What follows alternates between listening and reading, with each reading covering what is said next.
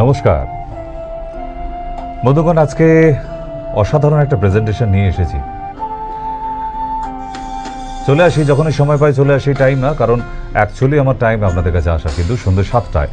আর যেদিন অনলাইন রোগী দেখা তাড়াতাড়ি হয়ে যায় সেদিন, কারণ এখন অনলাইন প্রতিদিন হচ্ছে। আগে শুধু শনিবার আর মঙ্গলবার নিতাম, এখন অনলাইনটা প্রচুর বেশি হচ্ছে আর প্রতিদিন হচ্ছে। কারণ এই মারাত্মক টেম্পারেচার, প্রখর রৌদ্রের কারণে পেশেন্টরা আসতে পারছে না, নাম লিখেও তাদের এমার্জেন্সি থাকা সত্ত্বেও বেরোতে পারছে না। কিছু করার নেই, তবুও তাদের ভালো রাখতে হবে। বাই কোরিয়ারের মাধ্যমে আমরা ওষুধ বাড়িতে পাঠিয়ে দিচ্ছি, কোনো অসুবিধা নেই। আপনারা নিজেরাও যারা দূরে বাড়ি, ধরুন বাঁকুড়া থেকে, পুরুলিয়া থেকে প্রচুর কোরিয়ার হচ্ছে, আসতে পারছে না এই গরমের মধ্যে। তবুও যারা খুব এমার্জেন্সি আসছে, চলে আসছে। নাহলে দমদমের মতো জায়গায়, এত সুন্দর একটা জায়গায় আজকে তারা এসে পৌঁছাতে পারছে না। সবাই মিলে একটাই কারণ, নাম লিখিয়ে দিয়েও আসতে পারছে না।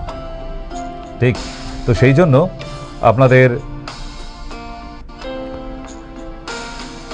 বলা থাকলো যে যারা এমার্জেন্সি আছে বিশেষ করে তাদের জন্য ভিডিও কলিংয়ে অথবা অডিও কল, যে কোনোভাবেই ভিডিও কলে দেখাতে হবে যারা ইমার্জেন্সি তাদেরকে। বাকি সবাই কিন্তু অডিও কলেও প্রেসক্রিপশন করিয়ে অল্প করে মেডিসিন শুরু করাতে পারেন। আর যাদের ভিডিও কলিং বা অডিও কলে রুগী দেখানো হয়ে গেছে, পেশেন্ট দেখানো হয়ে গেছে, তাদেরকে বলছি যে মেডিসিন কিন্তু এখনো যায়নি।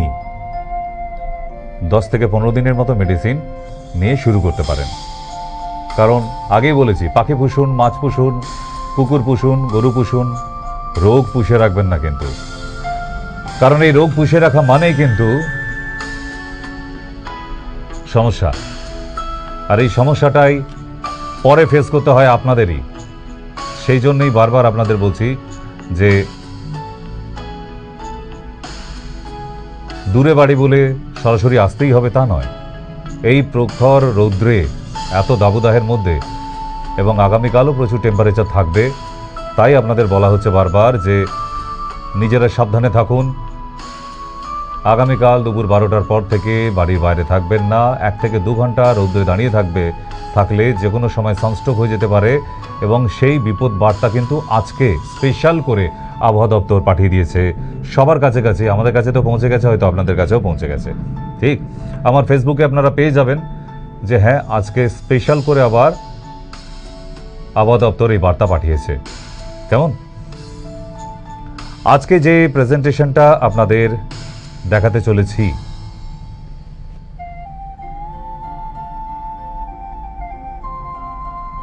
যেটা আপনারা হয়তো জানবেন, কিন্তু না, এর আগে কোনোদিন আপনারা দেখেননি। তবে যারা দেখছেন আজকে মন দিয়ে দেখবেন। আজকে ফোন করার জন্য নিচে নাম্বার দিয়ে দিয়েছি, আপনারা ফোন করতে পারেন, কোনো অসুবিধা নেই। কিন্তু মন দিয়ে এই অনুষ্ঠানটা দেখবেন, দেখার আছে। দেখলে অনেক কিছু জানবেন। জানার তো মানুষের শেষ নেই। আমিও তো কোথাও না কোথাও থেকে জানছি, শিখছি, পড়ছি, তবে তো আপনাদের কাছে এনে দেখাতে পারি। নাহলে আমি তো আর নিজের মাথা থেকে তৈরি করছি না, কোথাও থেকে বই থেকে তো আমাকে উদ্ধার করতে হচ্ছে, পড়তে হয়, তাহলে জানতে হয়। আপনাদেরও বারবার বলেছি যে প্রতিদিন একটু করে পড়ার অভ্যাস থাকলে অনেক কিছু জানতে পারবেন। আপনারা হয়তো ভাববেন যে না, আমরা রীতিমতো আমরা যদি ফেসবুক নিয়েই বসে থাকি তাহলে কি জানা যায় না? জানা যায়, ফেসবুকে জানা যায়, কিন্তু আপনার প্রয়োজন মতো নয়। ফেসবুক যা দেবে সেইটা। আমার তো নিজের একটা চাহিদা আছে যে হ্যাঁ, আমি আজকে একটু ইতিহাস জানতে চাইছি, আমরা আজকে ভূগোলটা জানতে চাইছি, আমরা হিস্ট্রি জানতে চাইছি টেম্পারেচারের। যে এইরকম বিগত আর 100 বছরও কি এসেছিল? হ্যাঁ, এসেছিল। 1982 সালে এই টেম্পারেচার এসেছিল, যেটা নিয়ে আমি একটা অনুষ্ঠান আপনাদের করে দিয়েছি। এই গরমে ভালো থাকার জন্য কতটা ভালো থাকা যায় চেষ্টা করে মানুষ ঘরোয়া শরবত বানিয়ে, কত রকমের ইনগ্রেডিয়েন্টস দিয়ে নিজের শরীরকে ঠান্ডা রাখা যায়, সুস্থ থাকা যায়, সেগুলো আপনাদের দেখিয়েছি। আপনারা নিশ্চয়ই টিভির পর্দায় দেখছেন। না দেখলে আপনারা মোবাইলের মধ্যেও কিন্তু খোঁজ নিতে পারেন। তবে সাধারণভাবে বলবো, আপনাদের অনুরোধ যে অযথা অপ্রয়োজনে বাড়ির বাইরে রোদ্দুরে বেরোবেন না। নাহলে কিন্তু সমস্যা আছে। তো যাই হোক, আমরা আস্তে আস্তে প্রেজেন্টেশনের দিকে যাব। যারা ফোন নিয়ে বসে আছেন, ফোন নিয়ে মোবাইল খোঁচাখুচি করবেন না, এটা অভ্যাস হয়ে যায়। হাতে মোবাইল থাকলে একটু খোঁচাই। ওনের নাম্বার দেখতে পাচ্ছেন, আমি জানি, নাম্বারটা দেখে রাখুন। আপনার যা বক্তব্য একটু SMS করে রাখুন, দেখি আপনি কেমন স্মার্টফোন নিয়ে আপনিও স্মার্ট হয়েছেন। ঠিক তো, সুতরাং যেহেতু হোয়াটসঅ্যাপ করা আছে, আপনি হোয়াটসঅ্যাপে আপনার সমস্যা লিখে পাঠান, অবশ্যই রিপ্লাই দেওয়ার চেষ্টা করব। একই ব্যাপার, ফোনে সবসময় পেতে হবে এমন কোনো মানে নেই। আজকের অনুষ্ঠানের পরে আবার একটা অনুষ্ঠান আছে, সেটা তো লাইভ থাকবো আমি, তবে আজকের এই লাইভটা এখন একটু মন দিয়ে দেখতে থাকুন, ভালো লাগবে। আর এই ভালো লাগার পিছনে আপনাদেরও জানিয়ে রাখি যে অনেক কিছু জানা যায়। ছোট ছোট আজকে বাচ্চারাও যে আমাদের এই টিভি শো দেখে, ইয়াং জেনারেশনে যে এই টিভি দেখছে, তারা যে অন্যান্য চ্যানেল ঘুরিয়ে ঘুরিয়ে টিভি সিরিয়ালের দিকে ঝোঁক নেই, এটাও তো অনেক বড় ব্যাপার। সবসময় শুধু দেখলে এন্টারটেন করলেই হয় না, কিছু শিখতেও তো হয়। আজকে আমাদের এই মায়া টিভি মেডিকেল অ্যান্ড এডুকেশনাল কিছু অনুষ্ঠান নিয়ে আজকে আমাদের কিন্তু এতগুলো বছর, আজকে দর্শক অন্যান্য চ্যানেলের থেকে কোনো অংশে কম নয়, কিন্তু স্যাটেলাইট চ্যানেল নয় ঠিক কথায়, কিন্তু তবুও আমরা ছোট্ট ছোট্ট করে পদার্পণ করছি। জিও প্লাস, জিও টিভির মাধ্যমে অল ইন্ডিয়া দেখতে পাচ্ছে। যাদের সেট টপ বক্স জিওতে আছে, যাদের জিও মোবাইলের কানেকশন আছে, তারা তাদের মোবাইলেও দেখতে পাবে আমাদেরকে এই টিভি, এবং বাকি সরাসরি দেখতে পাচ্ছেন জিটিপিএল, সিটি, আরও অন্যান্য MSOতে সারা পশ্চিমবাংলা জুড়ে। কেমন? চলুন তাহলে আমরা আজকের এই সুন্দর প্রেজেন্টেশনের দিকে যাই, যেটার নাম ছোট্ট কথা। এই ছোট্ট কথা আপনারা হয়তো ভাবছেন যে কোনো গল্প হবে। গল্প তো আছে বটেই, কিন্তু তার সঙ্গে অনেক বাস্তব আছে, কারণ আমি শুধু গল্প দেখাই না, তার সঙ্গে অনেক বাস্তব ব্যাপার থাকে। ছোট্ট কথা মানেই মানুষের জীবনের ছোট ছোট কথা। চলুন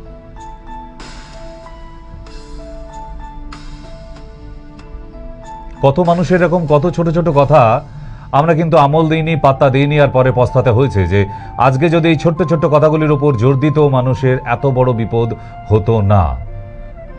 যারা আজকে পস্তাচ্ছে তাদের কিন্তু কেউ না কেউ সাবধান করেছিল এমনই কোনো না কোনো ছোট্ট কথা নিয়ে। তাই আজকের এই ছোট্ট কথাগুলি যদি মন দিয়ে শোনেন, আপনার জীবনে অনেকটা জায়গায় আটকে যাবেন বড় ভুল হওয়া থেকে।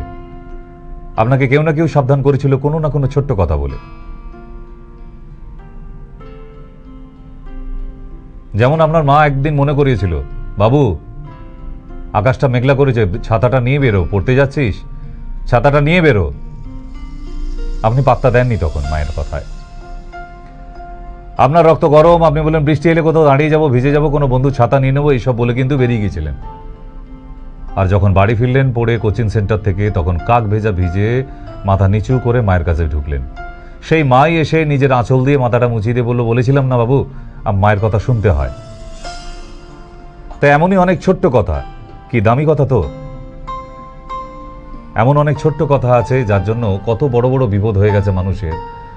তারপরে পস্তায় তারা যে আমরা যদি ছোট কথাটা শুনতাম আমি, তাহলে হয়তো এমন বিপদ আসতো না। তাই আজকে প্রথম ছোট্ট কথায় যাই।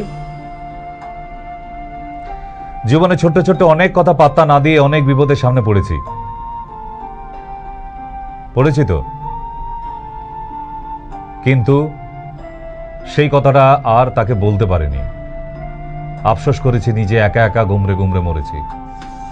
এমন কিছু ছোট্ট ছোট্ট কথা যেটা কত বড় মানুষের বিপদ হয়ে যেতে পারে, সেইটা আজকে আমরাও ছোট্ট ছোট্ট করে দেখব। চলুন, খুব ইন্টারেস্টিং শো, দেখতে থাকুন। আজকে প্রতিদিন ফোন করেন, প্রতিদিন কথা বলেন, মাঝের মধ্যে তো একটু দেখা, একটু শোনার প্রয়োজন আছে। আজকে যারা নতুন আছে তাদেরকে পরিচয় করে নিই। নমস্কার, আমি ডক্টর এস কে সেন। অনেক বড় সড়ো ডাক্তার নই, ছোট মাপেরই, সামান্য যেটুকু জ্ঞানগম্য আছে পড়াশোনা করে অর্জন করেছি। যে ট্রিটমেন্টগুলো করি খুব বাই হার্ট করি, রেজাল্ট দেওয়ার চেষ্টা করি। সুতরাং এরম কোনো ধারণা নাই ডাক্তার মানেই ভগবান, এইসব ডাক্তারদের ক্ষুদিরাম বানাবার কোনো প্রয়োজন নেই। না, ডাক্তার কখনো ভগবান নয়। তো সুতরাং আজকে পরিচয় করে রাখলাম, আস্তে আস্তে পরিচয় আরো দীর্ঘ হবে। চলুন। মা বলেছিল, শোনাই ছেলেটিকে বিয়ে করিস না, বিপদে পড়বি বলেছিল। মায়ের চোখ তো, সে জামাইয়ের চোখ দেখে বুঝতে পারবে না কোন ছেলেটি আমার মেয়েকে কষ্টে রাখবে আর কোন ছেলেটি আমার মেয়েকে আনন্দে রাখতে পারে, সুখে রাখতে পারে। তাই ছেলেটিকে আড়াল থেকে মা দেখার পর তার মেয়ে সোনাইকে বারণ করেছিল, ছেলেটিকে বিয়ে করিস না মা, তুই বিপদে পড়বি, জীবন একদম তছনছ হয়ে যাবে। শোনেনি, শোনেনি, সেই ছোট্ট কথাটা শোনেনি। আজকে সব ফেলে শ্বশুর বাড়িতে একা ফিরে আসতে হচ্ছে বাপের বাড়িতে। সেদিন যদি শুনতাম মার কথাটা, আজকে তাহলে জীবনটা এমন ছন্ন ছাড়া হয়ে যেত না। এমনই জীবনে অনেক ছোট্ট ছোট্ট কথা আছে যেগুলোকে পাত্তা দিইনি। স্যার বলেছিল অন্তত 2 ঘন্টা করে বই পড়ো পার ডে, শুনিনি। আড্ডা মেরেছি বন্ধুদের সাথে, পরীক্ষায় পাশ করতে পারিনি। বাকি বন্ধুরা পাশ করে উঁচু ক্লাসে চলে গেছে, আমি কিন্তু সেখানেই পড়ে আছিলাম।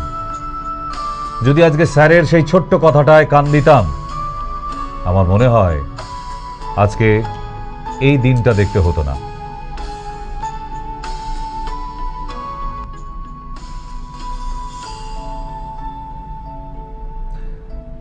এমনিভাবে মানুষের, সব মানুষের জীবনই অনেক ছোট্ট কথা আছে,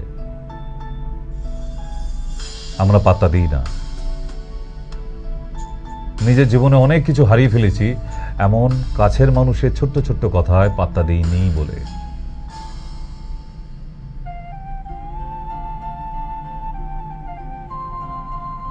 এখন হয়তো অনেকের সেই কথাগুলো মনে পড়ছে, কারো ছেলেবেলা, শৈশবকাল, কারো যৌবনকাল, কারোর পরিপূর্ণ বয়সে, অনেকের অনেক ছোট্ট ছোট্ট কথা।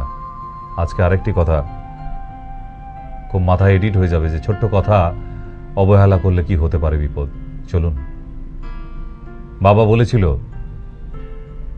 ধূমপান করিস না বাবু, ছেড়ে দে, ধোঁয়ার মধ্যে কিছু নেই। তখন বাবার কথা অবজ্ঞা করে বন্ধুদের সঙ্গে সুখ টান দিয়েছি লুকিয়ে চুরিয়ে। কখনো বাবার কথাটা মান্য করতে হবে ভাবিনি।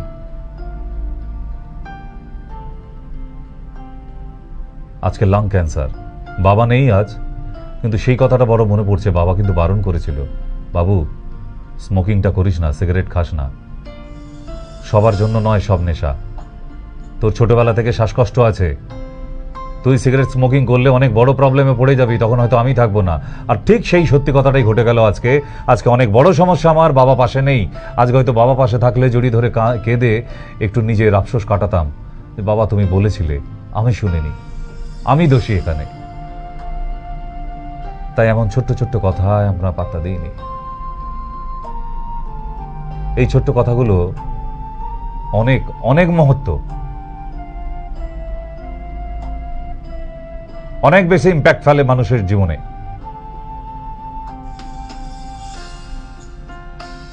These all our little words have a big significance.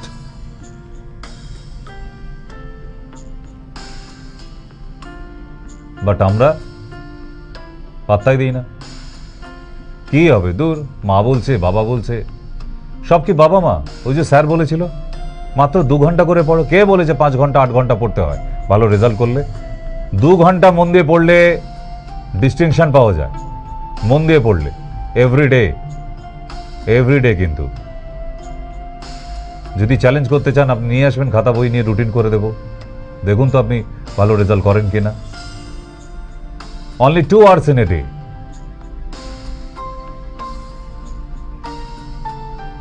শুধু স্টাডি সিটিং এর হ্যাবিচুয়েশন থাকা দরকার। Just to make a habit every day, sitting for study only 2 hours. It's enough for everybody. এর থেকে বেশি পড়তে হয় না ভালো রেজাল্ট করতে গেলে। এর থেকে বেশি যারা পড়ছে মন দিয়ে, তারা তো আরো অন্য জায়গায় আজকে, অন্য লেভেলে চলে গেছে, অন্য মার্গে।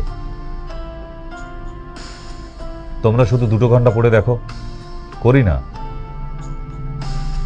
এমন ছোট্ট ছোট্ট কথাগুলো, আমিও আজকে এমন ছোট ছোট কথা অনেক বলে যাই আপনাদের সামনে। কেউ মানুষ ওই যে বলে ভগবান 2টো কান দিয়েছে, এক কান দিয়ে ঢোকাবার জন্য আর এক কান দিয়ে বের করে দেওয়ার জন্য, তাই করি আমরা।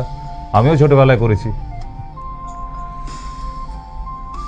স্যার জিজ্ঞেস করতেন কানের প্রয়োজনীয়তা বলো, সায়েন্টিফিক। স্যার শোনা যায় কানে, কান শোনার জন্য দিয়েছে। সেকেন্ডটা মুখস্থ করতে পারতাম না, বলে দিতাম একদম মনে আসে। স্যার এক কান দিয়ে ঢোকাবার জন্য, এক কান দিয়ে বের করার জন্য স্কুলের পড়া। বাট কানের দুটো মহান কাজ। একটা কানের শ্রবণ, শোনার জন্য, শ্রবণ যন্ত্র যেহেতু এটি। আর দ্বিতীয় হচ্ছে মানুষের শরীরের ব্যালেন্স মেনটেন করে। ইয়েস, এটা হচ্ছে আসল কাজ। এটা আমরা অনেকে বলি না বলে নাম্বারটা পাই না। মানুষের শরীর, আমাদের শরীরের ব্যালেন্স মেনটেন করে কান। আমরা কি কখনো বিশ্বাস করেছি? যারা জানি না, অন্যান্য স্ট্রিম নিয়ে পড়েছি, তারা কিন্তু অনেকেই জানি না। কান আবার ব্যালেন্স মেনটেন করে মানে? ইয়েস, কান শরীরের ব্যালেন্স মেনটেন করে। আমরা এগুলো ক্লাস 9 থেকে পড়ে এসেছি, তো 11-12 তো আরো ডিটেল পেয়েছি। ঠিক, নেক্সট যাই। নেক্সট বলছে, বন্ধুটি বলেছিল ভালোবাসি, কিন্তু তাকে পাত্তাই দিইনি। তখন গার্লফ্রেন্ড অনেক, প্রচুর। বিয়ে করিনি তাকে। যে মেয়েটি আমার জন্য দিনের পর দিন রাস্তায় অপেক্ষা করেছে, চোখের জল ফেলেছে, শুধু এক মুহূর্ত আমি তার সামনে গিয়ে দাঁড়াবো আর একবার গিয়ে বলবো হ্যাঁ তোকেই ভালোবাসি, বলিনি কোনোদিন। তাকে নিয়ে খেলেছি, মজা করেছি অন্যান্য বন্ধুদের বান্ধবীদের সাথে, কিন্তু আজকে দেখলাম সেই ঝকঝকে তকতকে ছেঁড়া জিন্স পরা মেয়েটি আর বাড়ির বউ হিসেবে থাকলো না, ডিভোর্স করে অন্যের হাত ধরে চলে গেল। এখনো কিন্তু ওই মেয়েটি আমার অপেক্ষায় ওইখানে অপেক্ষা করে। মেয়েটি কিন্তু লাজ লজ্জা ঘেন্নার মাথাকে বলেছিল তোকে ভালোবাসি, একদিন বুঝবি। সত্যিই তাই। এমন ছোট্ট কথা পাত্তা দিইনি বলে আজকে একা। আজকে যদি ওই মেয়েটিকে বিয়ে করে নিতে পারতো, একটা সুখের সংসার হতো না। বুঝিনি তখন তো রক্ত গরম। তখন তো প্রতিদিন নতুন করে এক একটা মোবাইল হ্যান্ডসেটের মতো গার্লফ্রেন্ড হচ্ছে, নতুন নতুন হ্যান্ডসেট, নতুন নতুন মডেল নাম্বার। সত্যিকারের যে ভালোবাসা ওই মেয়েটিকে তো চিনতেই পারলাম না। আজকে চিনেছি, কারণ সেদিন সেই ছোট্ট কথাটি বলেছিল মেয়েটি যে একদিন বুঝবি আমি তোকে সত্যি ভালোবাসি কিনা। কিন্তু আজ তো কিছু করার নেই। সে তো অন্য কারোর বউ, অন্য কারোর ঘর।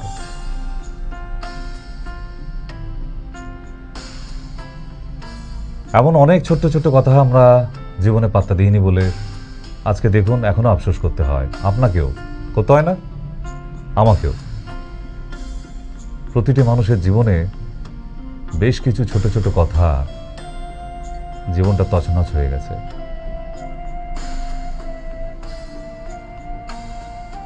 নেক্সট, ছোটবেলা থেকে এমন অনেক ছোট ছোট কথা পাত্তা দিইনি, তাই জীবনটা আজ বড় নড়বড়ে। সত্যি কথা, একদম। এই টিভির পর্দার সামনে যারাই বসে আছে তারাই কিন্তু আজকে ছোট্ট ছোট্ট করে আফসোস করবে আমার এই শোটা শেষ হয়ে গেলে, যে সত্যিই তো তাই।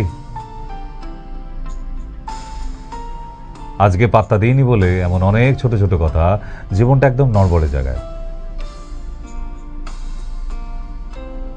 তাই সংসার করতে করতে একা যখন থাকি আফসোস হয় আজকে হয়তো জীবনটা অন্যরকম হতে পারত। হয়নি। একটা সময় কাউকে পাত্তা না দিয়ে চলে এসেছিলাম বলে।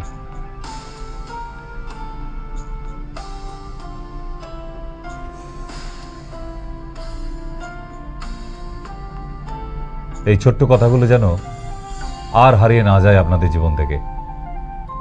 তাই আপনাদের জানিয়ে রাখা যে এই ছোট্ট ছোট্ট কথাগুলিকে একটু করে পাত্তা দিতে শিখুন আজকের পর থেকে। খুব দরকার।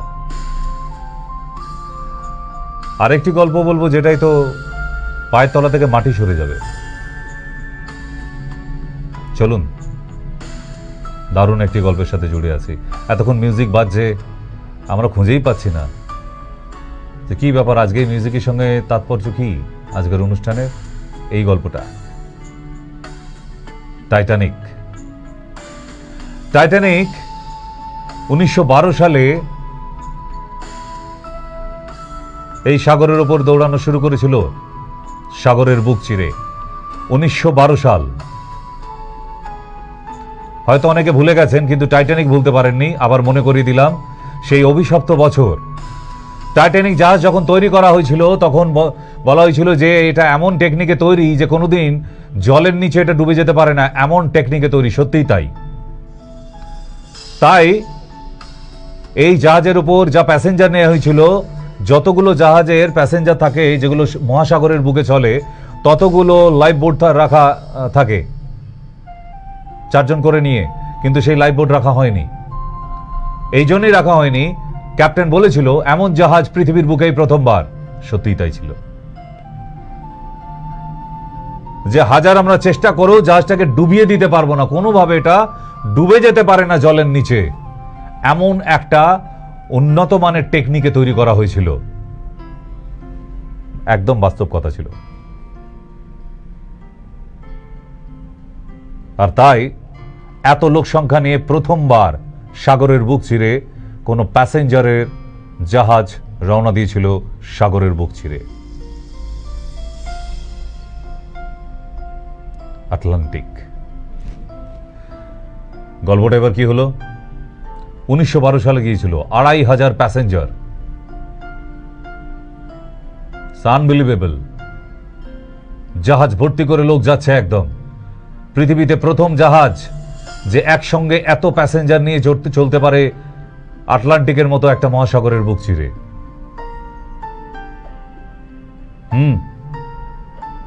যেটা কেউ ভাবতেও পারেনি যেমন একটা দুর্ঘটনা ঘটে যেতে পারে। ক্যাপ্টেনের মাথায় তো কোনোদিন আসতেই পারেনি। অ্যাক্সিডেন্ট বরফের পাহাড়ের সঙ্গে।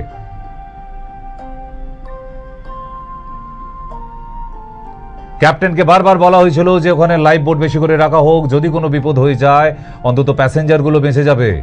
ক্যাপ্টেন তাচ্ছিল্য করে বলেছিল, আমি এমন একটা জাহাজের ক্যাপ্টেনশিপ করছি আজকে যা সারা পৃথিবীর বুকে প্রথমবার এমন টেকনিকে তৈরি। সে পাত্তা দেয়নি ছোট্ট কথাটা। ইচ্ছে করলেই কিন্তু লাইফ বোটগুলোকে নেওয়া যেত,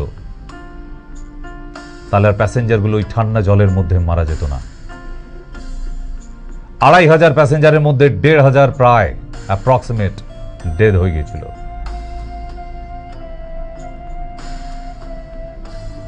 ক্যাপ্টেনের মাথায় কোনোদিন আসেইনি। গল্প করতে করতে এত ওভার কনফিডেন্স ছিল ক্যাপ্টেন যে তার কম্পাসের দিকে তাকাতে হবে, নজর রাখতে হবে, সেটা সে পাত্তাই দেয়নি। সে গর্বে প্রথমবার যে পৃথিবীর বুকে প্রথমবার এমন জাহাজের ক্যাপ্টেনশিপ করছে, মানে তার উপরে আর কোনো ক্যাপ্টেন নেই সারা পৃথিবীতে। এত ওভার কনফিডেন্স নিয়ে সে জাহাজটিকে চালাচ্ছিল। কিন্তু সামনে যে রকম বরফের পাহাড় এসে যাবে সে ভাবতে পারেনি। সে হাজার চেষ্টা করেও আগে থাকতে যদি প্রস্তুতি নিত, জাহাজটিকে কাটিয়ে বের করে নেওয়া যেত, কিন্তু টাইমিং পায়নি। এত স্পিড ছিল জাহাজটির, কারণ হাই টেকনোলজিতে তৈরি, হাই স্পিড জাহাজ, পুরো গাড়ির মতো চলে, স্পিড বোটের মতো একদম। বড় জাহাজ বলে যে ধিকিয়ে ধিকিয়ে চলবে তা নয়। সুতরাং তার বোঝা উচিত ছিল যে আমার জাহাজের গতি কিন্তু মারাত্মক, সুতরাং আগে থাকতে সাবধান থাকা উচিত। যে কোনো সময় জলের মধ্যে বিপদ আসতে পারে। তার আইডিয়ার মধ্যে ছিল না যে সাগরের মাঝখানে কোনো বরফের পাহাড় হতে পারে। তার ফলে কি হলো চলুন। অনলি ফর ওভার কনফিডেন্স আজকে সেই পৃথিবীর বুকে গর্ব করা জাহাজ টাইটানিক ডুবে গেল। আজকে যারা টিভির পর্দার সামনে বসে আছেন তাদের মেজর ভাগে কিন্তু টাইটানিক সিনেমা দেখেছেন। যদি না দেখে থাকেন আজকে রাতের মধ্যে একবার ইউটিউবে মোবাইলে দেখে নিন, চোখ দিয়ে জল চলে আসবে। শুধু একটা গল্প দেখবেন ওখানে, এটা কিন্তু সত্য ঘটেছিল।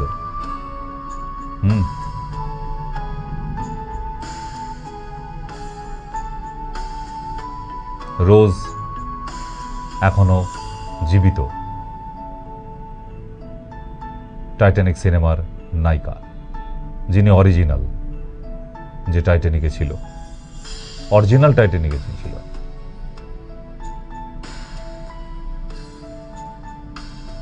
কি বিভৎসভাবে যে জাহাজটি ভাঙে মাঝখান থেকে,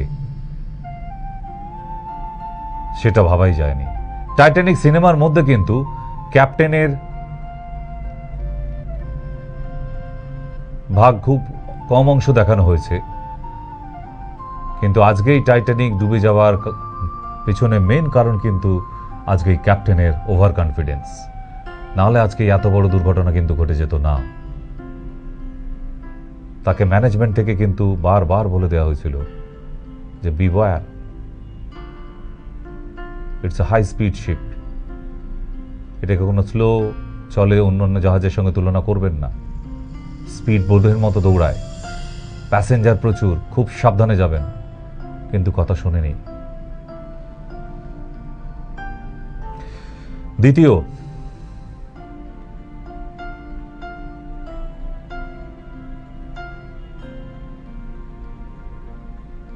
আপনাদের বলছি, যারা বাইক চালান, গাড়ি চালান, ড্রাইভ করেন, একটা কথা মাথায় রাখবেন, আপনাদের হাতের উপর এই যে এত প্যাসেঞ্জার নিয়ে যাচ্ছেন, তাদের জীবন পুরো সঁপে দেওয়া আছে।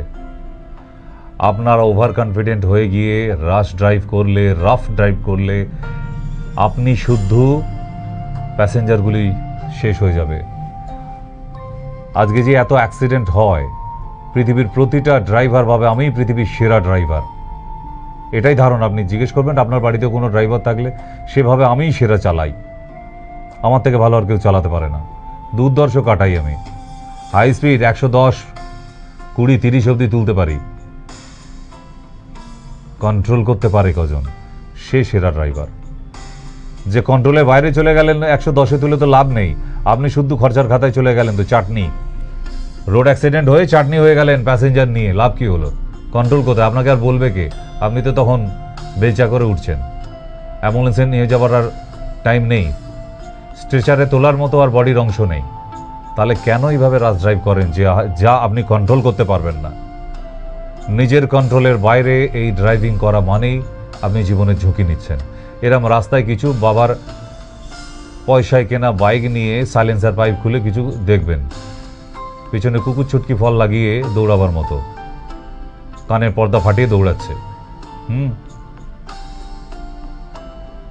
ওগুলোকে ড্রাইভারই বলে না। যেটা আপনার হাতে কন্ট্রোল নেই সেটা ড্রাইভিং নয়। আপনি 110-এ তুলুন, আবার থামান দেখি। যেখানে থামাতে পারবেন না, অ্যাক্সিডেন্ট হয়ে যাবে, তাহলে ওই হিরোগিরি করতে যাবেন, ওটা সিনেমায় হয়। আর সিনেমায় যেগুলো দেখেন ওগুলো কপি করা, স্লোভাবে তুলে নিয়ে হাই স্পিড করা দেখানো হয়। আপনারা এখনও স্মার্টফোন কিনলেও আপনারা স্মার্ট হতে পারেননি, সিনেমা দেখে নিজেরা হিরোগিরি করতে যান। সিনেমায় ওটা স্লো মোশনে রেকর্ড করে শুটিং করে নিয়ে ওটাকে হাই স্পিড করে দেখানো হয়। আদৌ হিরোরা অত জোরে বাইক চালায় না, বয়ে গেছে তাদের টিকিটটা বিক্রি হয়ে গেলেই হয়ে গেল। আপনাকে জোরে স্পিডে বাইক চালানো দেখে লাভ কি আছে তার? এগুলো কবে বুঝবেন? সুতরাং এই সিনেমা দেখে দেখে আপনারা যে নিজেরা মাঝের মধ্যে অরিজিনাল হিরো হতে চান, এগুলো ভুল। আর এই ছোট্ট ভুলটাও করেছিল আজকে টাইটানিকের ক্যাপ্টেন। তাই বাকি ড্রাইভারদের যেন এই ভুলটা না হয়। বেরোবার আগে আমরা গাড়ির কিছু চেক করি না, যেতে হয় বেরিয়ে পড়লাম। কেন? যাই নেক্সট গল্পে। নেক্সট, আমরা যুদ্ধ করতে দেখি আর্মিদের, সোলজারদের, তাই তো? তারা কখনো টিম ওয়াইজ, কখনো ইন্ডিভিজুয়াল যুদ্ধ করছে, কেউ যুদ্ধে প্রাণ হারিয়ে ফেলছে, কেউ আবার যুদ্ধ থেকে জিতে আসছে।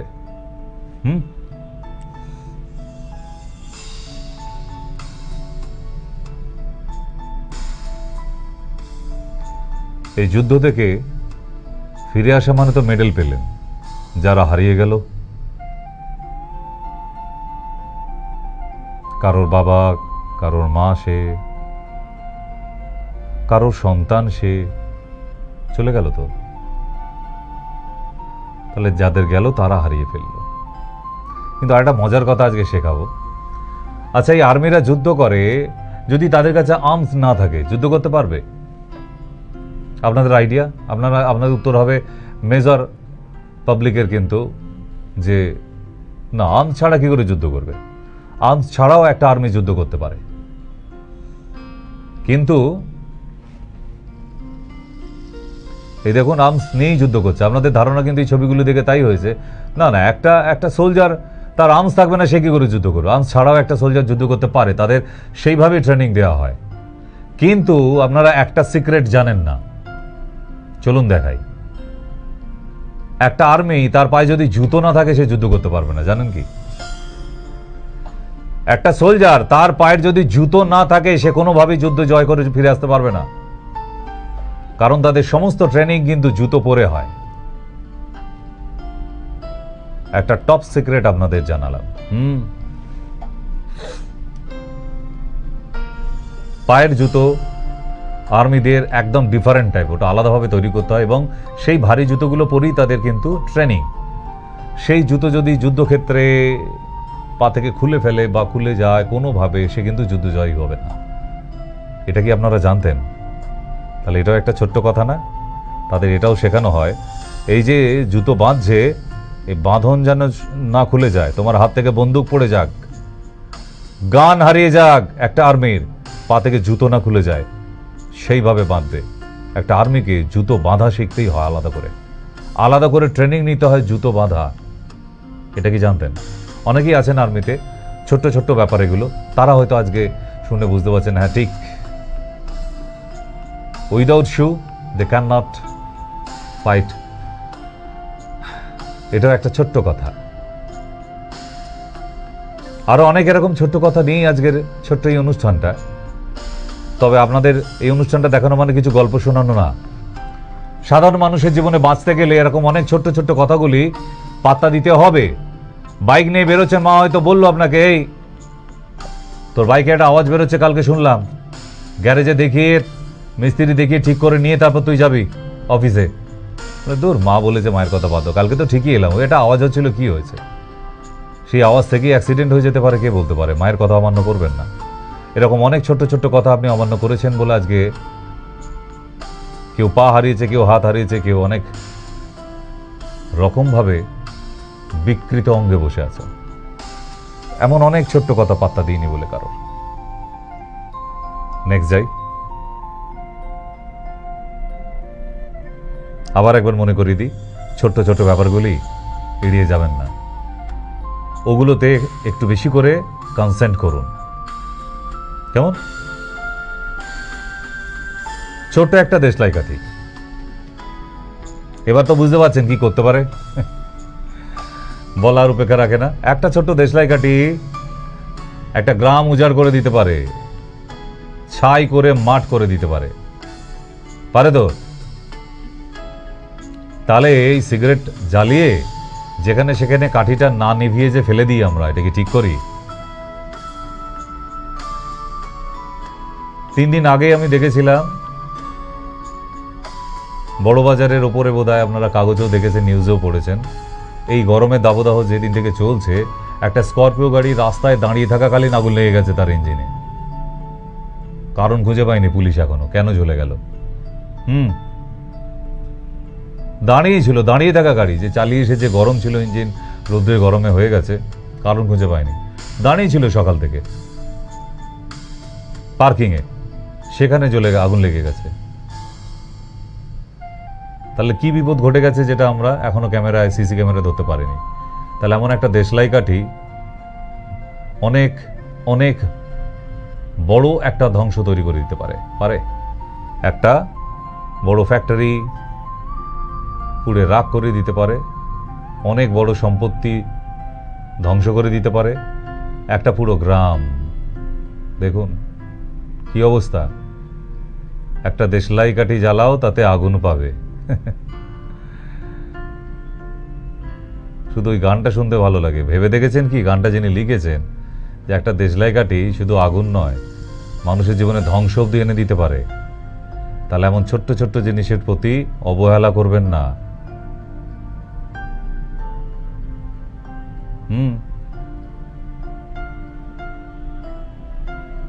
তাহলে আবার বলি, ছোট্ট ছোট্ট ব্যাপারগুলি এড়িয়ে যাবেন না, মাথার মধ্যে নিন, মাথায় নিতে হবে আপনাদের।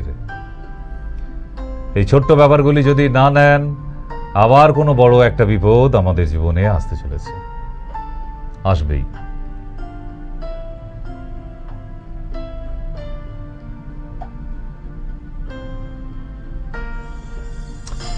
এই যে বাচ্চাটিকে দেখছেন, বাচ্চাটির মা মেয়েটিকে নিয়ে এসেছিল ডাক্তারের কাছে। কেন? তার কানে প্রবল যন্ত্রণা হচ্ছে, মারাত্মক, চটপট করছে। আপনাদের বাচ্চাদেরও হয় না? এরকম প্রচুর বাচ্চা আছে যাদের ঠান্ডা লাগা থেকে বা প্রচুর জল ঘাঁটে, কানের মধ্যে কোনো জল ঢুকে গেছে বা প্রচুর ঠান্ডা লেগে গিয়ে এরকম কানের মধ্যে ইনফেকশন হয়ে গিয়ে প্রচণ্ড যন্ত্রণা হয়, এরকম অনেক বেবি আছে। তা সেই রকমই মা তার মেয়েকে নিয়ে এরকমভাবে ডাক্তারের কাছে এসেছে। এসে ডাক্তারকে বলছে যে ডাক্তারবাবু, মেয়ের কানে প্রচুর যন্ত্রণা করছে। বলছে ও কি ট্যাবলেট ক্যাপসুল খেতে পারে? বললো না, খেতে পারে না। বলছে ঠিক আছে, তাহলে আমি কানটা একবার দেখে নিই। কানটা ভালো করে চেক করে দেখলো, দেখার বললো কানের ভিতরে ইনফেকশন হয়ে গেছে।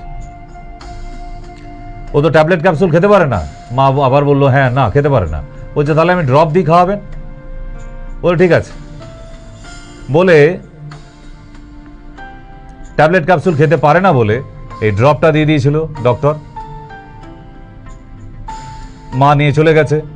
3 দিন পর দৌড়াতে দৌড়াতে মা কান্নাকাটি করতে করতে করতে করতে এসেছে। বলছে কি হয়েছে?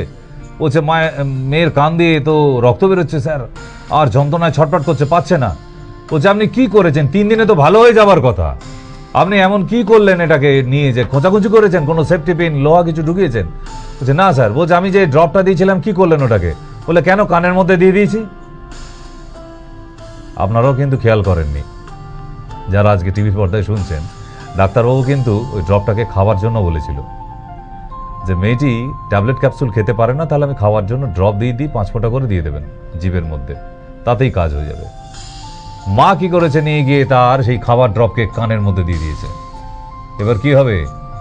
খাবার জিনিস কানের বাইরে, কানের মধ্যে দিয়ে দিলে, বুঝতে পারছেন? তাহলে এই ছোট্ট ছোট্ট কথায় আমি কেন বলছি যে খুব ভালো করে পাত্তা দিন, ব্যাপারগুলোকে এইভাবে অবহেলা করবেন না। ছোট ছোট কথা অবহেলা করা মানেই কিন্তু আপনার জীবনে, আপনার বাড়ির সংসারে যারা আছে আপনার সঙ্গে জড়িয়ে, তাদেরও কিন্তু এমন বিপদ আসতে পারে। আমরা এবার একটা ছোট্ট ব্রেক নেব। ব্রেকের পর আমরা আবার ফিরে আসব। ততক্ষণ আপনারা যাবেন না কোথাও, সঙ্গে থাকুন, দেখতে থাকুন আজকের ছোট্ট ছোট্ট কথা। কোথায় গেলে গো? ও গো, শুনছো? এদিকে একটু এসো তো।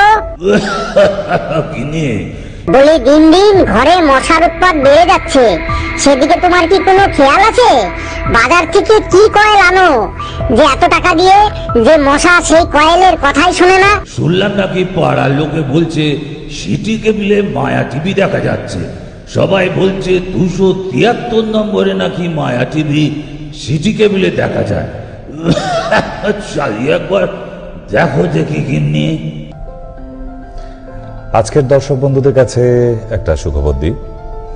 আপনারা যাদের সেটআপ বক্স সিটি কেবল, তারা 273 নম্বরে দেখতে পাবেন। যারা সিটি কেবিলে দেখছেন তাদেরকে বলে দিই, তারা 273 নম্বরে এখন দেখতে পাবেন। ননি গিলয়কে একটাই উপহার, মাতৃ ঋণ শোধ করার। ভালো থেকো মা। ভালো থেকো মা।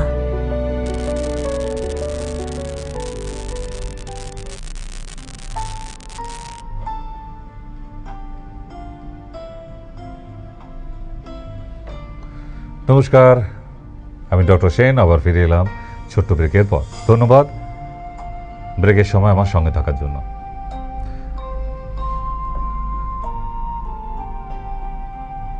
একটা স্কুল ছিল জানেন,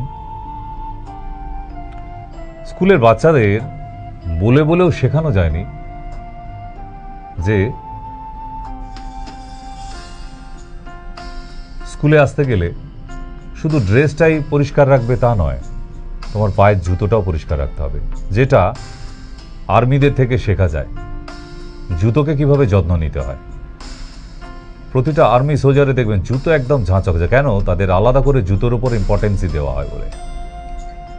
সেই ইম্পর্টেন্সিটা অনেক কমান্ড স্কুলে শেখানো হয়, তোমাদের জুতো ভালো করে শেখানো। অন্যান্য স্কুলে এত পাত্তা দেয় না জুতোর দিকে, কারণ একটা মানুষের পরিচয় সেখানেই সে জুতোটা কেমন পরেছে। দামি ড্রেস, দামি গেঞ্জি, দামি টি শার্ট, সানগ্লাস, ঘড়ি ওসব দেখলে হবে না, জুতোটা কেমন আছে সেটা দেখে বোঝা যায় যে তার লেভেল কোন জায়গায়। সুতরাং একটা স্কুলে ড্রেস কেমন সেটা বড় কথা নয়, প্রতিটি বাচ্চার কি জুতো চমকাচ্ছে একদম চকচকে না। তা একটা স্কুলে বাচ্চারা প্রতিদিন এরম নতুন জামা কাপড় পরে আসছে, ঝকঝকে পুরো বই খাতা চকচকে সেজে গুজে টুকটুকে হয়ে আসে, কিন্তু জুতোগুলোর প্রতি তাদের বাবা মারাও কোনো কিছু করায় না। আর বাচ্চাদের বলে বলে শিখিয়ে জুতো পরিষ্কার করে না। প্রিন্সিপাল এই নিয়ে চিন্তিত খুব, কি করা যায় বাচ্চাগুলিকে নিয়ে, কি করে শেখাবো, কারণ it's a part of life. নিজের জুতোকে পরিষ্কার রাখা এটা আপনার জীবনের একটা অঙ্গ। আপনি জুতো গিয়ে কোথায় পড়ে থাকে আপনার কিন্তু খোঁজ খবর থাকে না, আপনার লাইফটা সেরকম জায়গায় দাঁড়াবে। আপনি কি জুতোটাকে ঠিক জায়গায় রোজ খোলেন, যেখানে রোজ খোলেন? আচ্ছা, যেখানে জুতোটা খুলে রাখছেন সেটাকে ঠিক জায়গা আপনার বাড়ির মধ্যে, যেটা ফেংশুই বলছে। আচ্ছা, জুতোটাকে বেরোবার আগে কি আপনি একবার করে পরিষ্কার করে নেন প্রতিদিন? ভাবুন, আজকে 99% লোক কিন্তু মাথা নাড়ছে, হ্যাঁ তাই তো, করি না তো। এদিকে জামা কাচ্ছেন, কাপড় কাচ্ছেন, রুমাল কাচ্ছেন, সব কাচ্ছেন, এ কি, জুতোটার দিকে তো নজর নেই। তার মানে আপনার জীবনের অবনতির মূল কারণ কিন্তু জুতো। আমরা কি পাত্তা দিয়েছি? না, কখনো ভেবেও দেখিনি তো। তো সেই প্রিন্সিপাল ভেবেছিল আজকে এই বাচ্চাগুলোকে যদি আমি না শেখাতে পারি, আগামী দিনেও এরা কিন্তু এই আচরণ করবে যে জুতোর প্রতি সে যত্ন নেবে না কোনোদিন। তা কি করলো তখন? কোনো উপায় খুঁজে না পেয়ে একটা বুদ্ধি অবলম্বন করলো। স্কুলে বাচ্চাদের ছুটির সময় মাঠে সারি করে দাঁড় করে দিল আর গার্জেনদের বললো আপনারাও ভেতরে আসুন। তখন সে প্রিন্সিপাল এক এক করে বাচ্চাদের পা থেকে জুতো খুলে নিচ্ছিল, খুলে নিয়ে না ফেলে দিচ্ছিল না রাগে, নিজে বসে ওই রৌদ্রের মধ্যে মাটিতে বসে পালিশ করে দিচ্ছিল কষ্ট করে। প্রিন্সিপাল সেইটা গার্জেনরা দাঁড়িয়ে দাঁড়িয়ে দেখছিল, এই কি করছে প্রিন্সিপাল, উনি আজকে আমাদের কাছে ভগবান তুল্য, আমাদের বাচ্চারা ওনার কাছে পড়তে আসে, উনি আমাদের বাচ্চাদেরকে জুতো পালিশ করে দিচ্ছে এই রোদ্দুরে বসে মাটিতে। সব গার্জেনরা দৌড়ে গিয়ে তখন জিজ্ঞেস বলছে, এ কি করছেন ম্যাডাম, এটা করা ঠিক হচ্ছে না, আপনি বাচ্চাদের জুতো আপনি পালিশ করে দিচ্ছেন কেন? বলছে আজকে পালিশ করে দিচ্ছি একটাই কারণ, আগামীকাল থেকে আমার কোনো বাচ্চার জুতো আর অপরিষ্কার থাকবে না বলে। সত্যিই তাই। তারপর দিন থেকে স্কুলের একটা বাচ্চারও জুতো কোনোদিন অপরিষ্কার থাকতো না। প্রিন্সিপাল কিন্তু বকা ঝকা গার্জেনদের ডেকে গালি গালাজ কিচ্ছু করেনি, কোনো জ্ঞান দেয়নি। সে বলেছিল বাচ্চাদের জুতোটার দিকে ধ্যান দিন, কেউ পাত্তা দেয়নি। তাই ছোট্ট একটা কাজ, সে নিজে একদিন রৌদ্রে মাটিতে বসে সমস্ত বাচ্চাদের লাইন দিয়ে দাঁড় করিয়ে সে এক এক করে জুতো পালিশ করতে শুরু করেছিল। আর গার্জেনদের আসতে বলেছিল সেই সময়, ছুটির সময়। আর গার্জেনরা দাঁড়িয়ে দাঁড়িয়ে দেখছিল যে কি কাণ্ড চলছে, এটা এ কি দেখছি আমরা, আমাদের বাচ্চাদের জুতো পালিশ করে দেবে এই স্কুলের প্রিন্সিপাল ম্যাম, ছি ছি ছি ছি ছি। তারপর দিন থেকে বিশ্বাস করুন ওই স্কুলের কোনো বাচ্চার জুতো অপরিষ্কার ছিল না। তাহলে এমন কত ছোট ছোট ঘটনা কত বড় সাবজেক্টকে বদলে দিতে পারে বলুন তো, পারে না? হ্যাঁ, এমন একটা পরিবর্তন এসেছে কিন্তু যেদিন থেকে এই রোদ্দুরের তাপ বেড়েছে। আপনারা কি দেখেছেন যে ফেসবুকে প্রচুর অ্যাড, সবাই বলছে গাছ লাগান গাছ লাগান গাছ লাগান। ফেসবুকে এত গাছ লাগানো হচ্ছে যে খুব ঘাবড়ে যাচ্ছি যে মোবাইলের ভেতর থেকে না শিকড় বাকড় বেরিয়ে আসে। একটা অরিজিনাল গাছ লাগাতে দেখিনি আমি, এখন আমার চোখে পড়েনি, কিন্তু মোবাইলের ছবিতে কিন্তু প্রচুর দেখছি গাছ লাগাচ্ছে আর জ্ঞান দিচ্ছে, সবাই জ্ঞানই দিচ্ছে গাছ লাগান। আরে গাছ লাগাতে হবে, সূর্য গরম হয়ে যাচ্ছে, সূর্যি মামা রেগে গেছে আমরা গাছ কেটে ফেলেছি বলে। মানে টনটনে জ্ঞান সবার, এটা এইভাবে নয়, এইভাবে হবে না, এর আলাদা পন্থা আছে, বের করতে হবে সেটাই, যাতে প্রতিটা মানুষ একটা করে গাছের চারা লাগিয়ে যেন অফিসে বেরোবার আগে, বাড়ি থেকে বেরোবার আগে একটু করে জল দিয়ে যায়। পৃথিবী আবার শান্ত হবে, একদিন ঝড় থেমে যাবে। যাই তাহলে কি ইন্টারেস্টিং হচ্ছে তো? আমি তো বলেছিলাম যে এমন ছোট্ট ছোট্ট গল্প, ছোট্ট ছোট্ট কথা মানুষের জীবনকে বদলে দেওয়া যায়। কে বলেছে বদলায় না? হ্যাঁ, আমি তো বলেছিলাম যে একটা দিন করে লাগবো আমার আশ্রমে, সপ্তাহে একদিন।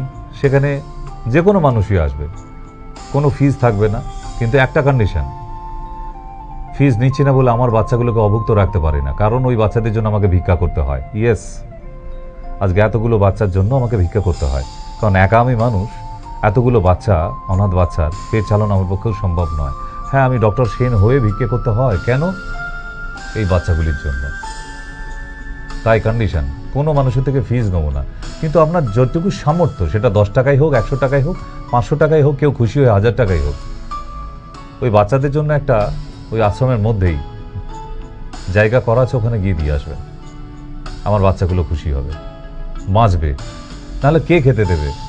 এবার এটা নিয়েও হয়তো অনেকে কথা বলবেন, ওটা তো ডাক্তারবাবু একটা আলাদা ব্যবসা।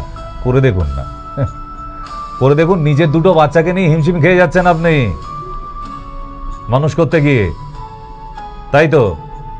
যদি পরিবারে 3-4টে বাচ্চা হয়ে যায়, মারামারি হয়ে যাচ্ছে স্বামী স্ত্রীতে, পাচ্ছেন না। আসুন এরকম একটা ব্যবসা খুলে দেখি, বলতে ভালো লাগে। তাই এরকম কথা অনেক শুনে নিয়েছি, আমার বয়ে গেছে, কারণ আমাকেও স্বার্থপর হতে হয়েছে। একদম বিনা পয়সায় কিচ্ছু হয় না। ওই বেলুর মঠে গান শুনে চলে আসবেন বিনা পয়সায়।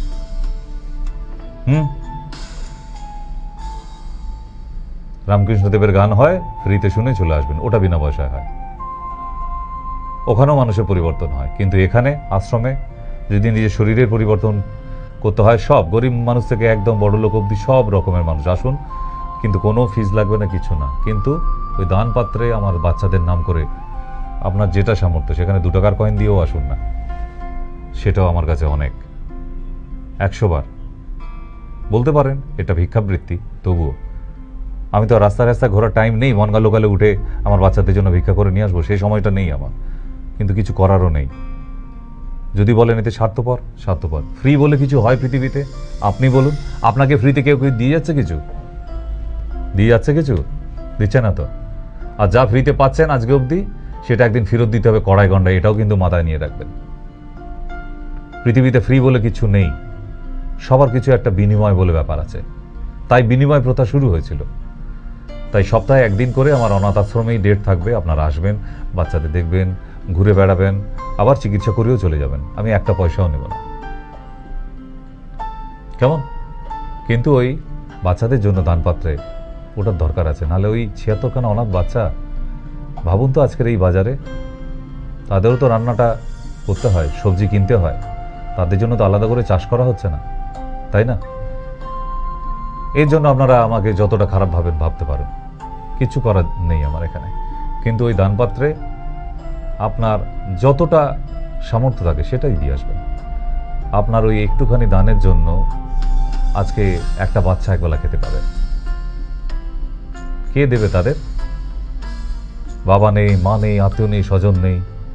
আপনারা আজকে দান দেন বলে আজকে এই বাচ্চাগুলোর মুখে অন্ন জোটে। কতজনে আছে, কত পেশেন্ট আছে এরকম দিয়ে যায়, কেউ চাল দিয়ে যায়, কেউ ডাল দিয়ে যায়, কেউ আলু হয়েছে 1 বস্তা দিয়ে গেল, দিয়ে যায়।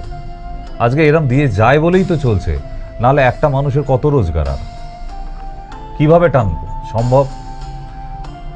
আপনারা আজকে পাশে আছেন বলে চলছে, নাহলে কি সম্ভব নাকি? আমি জানি না, মারা যাবার পর নিশ্চয়ই কেউ না কেউ হাল ধরবে,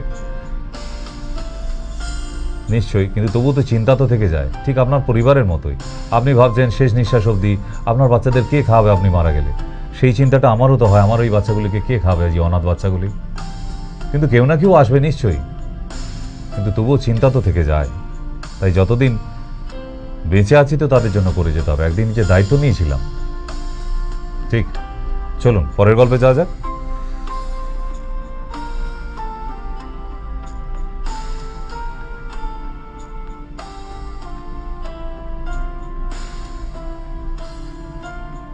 তাহলে ছোট ছোট ব্যাপারগুলি কিন্তু এড়িয়ে যাবেন না বন্ধুগণ।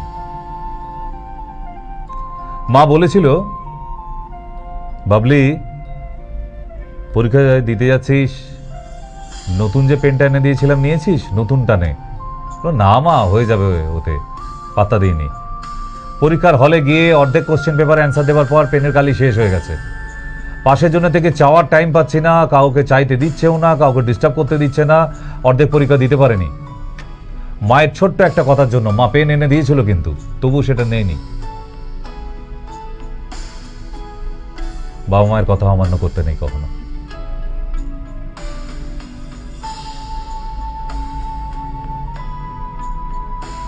একটা ট্রেনে টিটি উঠেছে, उठे একজন के टिकट भैया टिकट, बोला हाँ साहब टिकट लीजिए। बोला आप तो गलत ट्रेन में चढ़ गया, এই ট্রেনটা তো শিলিগুড়ি যাচ্ছে।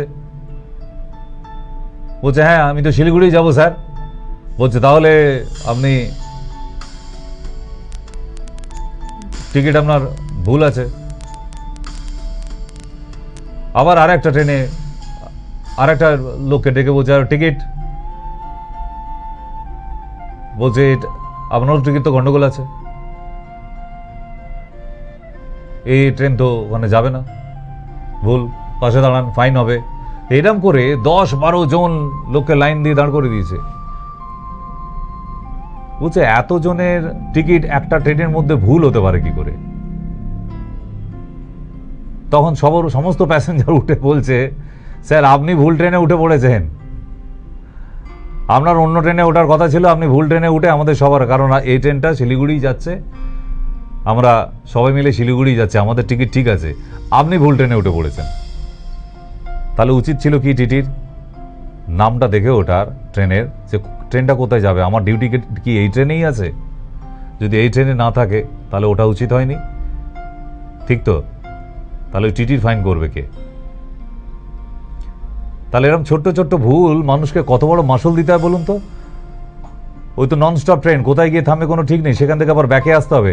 যখন ব্যাকে আসবে টিটি মহাশয় যে ট্রেনে ডিউটি ছিল সেই ট্রেনে ছেড়ে বেরিয়ে যাবে, তার মানে তার ডিউটি ক্যান্সেল হয়ে গেল, খবর করেন উইদাউট ইনফরমেশনে, তাই তো? তাহলে কত বড় বিপদ হয়ে গেল বলুন তো, তাই না? তাহলে নিজে কোনো কাজে পা দেবার আগে নিজের জিনিসগুলোকে একবার করে যাচাই করে নেওয়া, দেখে নেওয়া দরকার আছে। এটা যদি না হয় তাহলে কিন্তু প্রবলেম আছে। তাই আবার মনে করিয়ে দিই, ছোট্ট ছোট্ট ব্যাপারগুলি এড়িয়ে যাবেন না। একটি ভদ্রলোকের পেটে প্রচুর যন্ত্রণা করছিল, সে বলো দূর গ্যাস অম্বল থেকে হচ্ছে। এইভাবে পেটের যন্ত্রণাটিকে পাত্তা না দিয়ে একটা সময় যখন তাকে হসপিটালে নিয়ে যাওয়া হলো, এবং মাঝের মধ্যে একটু ঢুকু ব্যাপার ছিল তার, বুঝতেই পারছেন, সন্ধ্যা হলে মানে একটু রঙিন জলের দরকার ছিল, সেগুলো ও মাঝের মধ্যে একটু খায়, তার জন্য হয়তো পেটে যন্ত্রণা করছে, ঠিক আছে। তো এইভাবে চলতেই থাকলো। যখন 2 বছর পর তাকে হসপিটালে নিয়ে যাওয়া হলো, ধরা পড়লো লিভার সিরোসিস, তখন গল্প শেষ। ভদ্রলোককে আর বাঁচানো যায়নি, দেখা হলো মর্গে গিয়ে।